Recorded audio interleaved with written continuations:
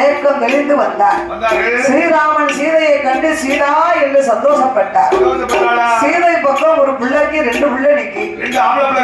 எனக்கு பிறந்தது ஒரு குழந்தை ஆனாலும் இன்னொரு பிள்ளை இருக்க யாரு என்றார். வால்மீகி உண்மையை சொன்னார். ராமன் நம்பல. அக்கினி யாகத்தை வளர்த்து அதிலே 2 குழந்தையை கைப்பிடித்து சீதை இறங்குகின்றார். சீதை யாகத்தில் இறங்க பிறந்த பாலகனானவன் அக்கினியில இறங்கும் பொழுது அருகே நல்ல சாம்பலாக இருக்கும் போது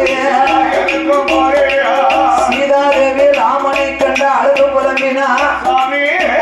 ராமபூமான் உயிர் கொடுக்க வேண்டும் என்று